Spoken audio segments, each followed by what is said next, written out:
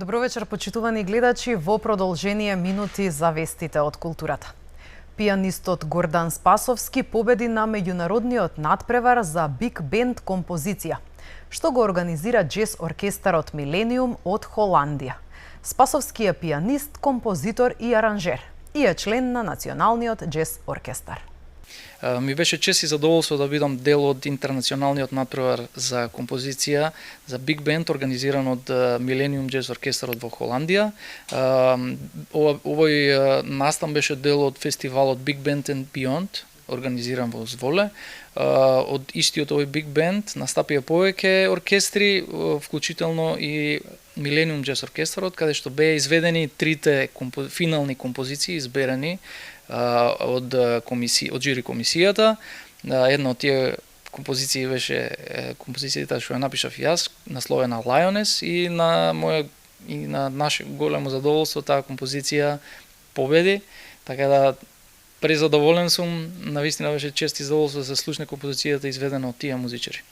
Lioness е композиција што е инспирирана од еден вистински настан и опишува битката на една лавица, која што е символ за жената.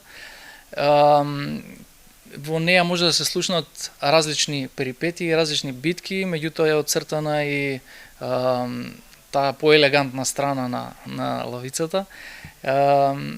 Има интересни движења во неја кои што се типични за биг бенд и имаат некои современи биг бенд влијанија, така да мислам дека ќе ми биде големо задоволство да се отсвири оваа композиција и со нашиот джез оркестар, ќе имаме можност да ја представиме пред нашата публика. Целиот разговор со пијанистот Гордан и сите импресии со кои тој се врати од настапот во Холандија, нашите гледачи ќе можат да го проследат преку разговорот што го направи нашата колешка Ирена Пепелјуговска-Цветановски, а ќе го емитуваме од понеделник во нашата редовна утринска програма. Продолжуваме со вестите од културата. Во Домот на културата Билјана Величанец се одржа промоција на книгата "И беше тоа" на Марија Моневска и Владко Блажевски. Романот ја раскажува вистинската приказна за Славче Блажевски, првиот учител во повоена Македонија. Промовирана е книгата "И беше тоа", посветена на мојот татко Славче Блажевски. Тој беше член на првата генерација учители во Македонија, односно 1948 година завршил како учител. Во 1949 година е затворен.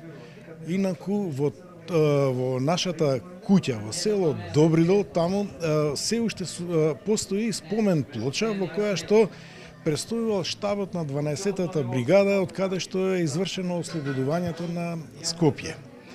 Во книгата се опишани настаните што ги доживеал татко ми, во кои што се опишани нешта што се многу нејасни за денешните услови.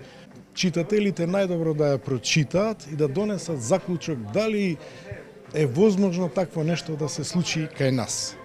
Во самата книга јас сум коавтор заедно со Марија Моневска, која што даде еден посебен белег остави во книгата, каде што читателите може да прочитаат и една убава романса што во тоа време се случило.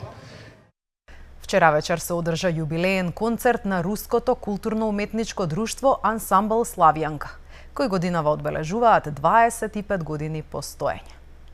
Руското Кут Славјанка обележи јубилеен концерт посветен на 25 годишнина на постоење на наш ансамбл. Концертот беше одржан во сабота на 7 февруари во хотел Holiday Inn во Милениумска сала со присуство на голем број на гости и официјални лица. На концертот беше изведени прекрасни македонски и руски народни песни. Тие што популарни во Македонија, тие што ги знаат слушатели и гости што беше присутни на наш концерт, тие дури пеели заедно со нас тие песни, како например Уральска рибинушка, Ја мислам сите знаат таа песна.